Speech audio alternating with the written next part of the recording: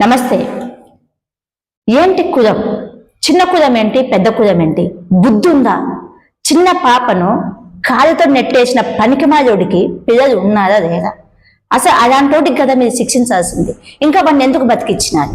అసలు కులం ఏంటి? ఈ కులపిచ్చి ఏంటి? నేను మొదటి నుంచి చెప్పేది ఒకటే, కులపిచ్చి ఏంటిదా? దొంగ నా కొడుకు రాదా? కులం అనేది లేదు మన భారతదేశంలో. ఇది మనం పెట్టుకున్న ఒక నిబంధన.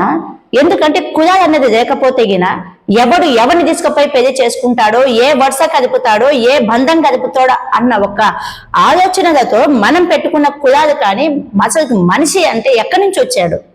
ఇది ఒక్కడన్నా ఆలోచిస్తున్నాడా? దయచేసి నేను యావత్తు ప్రజలకి ఒకటే మనవి చేసుకుంటున్నాను. కులపిచ్చి అని కులం గురించి ఎవడు మాట్లాడతాడో వాడిని నడి రోడ్డు మీద చొక్కు తీసుకొని కొట్టండి. అప్పుడు దరిద్రమే వదిలిపోతుంది. ఈ కులపిచ్చి అన్న నా కొడుకు బయటికి కూడా రాదు. ఒకడేమో బీసీ అంటాడు, ఒకడేమో ఓసీ అంటాడు, ఒకడేమో ఏసీ అంటాడు, ఒకడేమో ఆ కులం, ఈ కులం, కమ్మ కులం, ఈ కులాల పేరు చెప్పి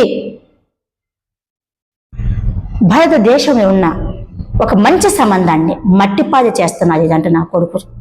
ఈరోజు అమ్మాయి చనిపోయింది, తిరిగి వస్తుందా? ఒకసారి ఆలోచించండి. ఇలాంటి దొంగ నా కొడుకుని ఏం చెయ్యాలి? ఎక్కడైతే ఇలాంటి అన్యాయాలు జరుగుతున్నాయో ప్రజలు తెలుసుకోండి ఒక్కసారి. ఎవరిని కోసినా కూడా వచ్చేది రక్తమే. దయచేసి ఇలాంటి విపృతాన్ని ఆపేస్తే బాగుంటుంది. మనం ఏ రాజ్యాంగంలో ఉన్నాం? మనము ఎక్కడ ఉన్నాం? ఎవడు అర్థం చేసుకోలేకపోతున్నాడు. ఈ కులాల పిచ్చి ఇప్పటికైనా ఆపేస్తే బాగుంటుందని ప్రతి ఒక్కరిని మనస్ఫూర్తిగా కోరుకుంటున్నాం.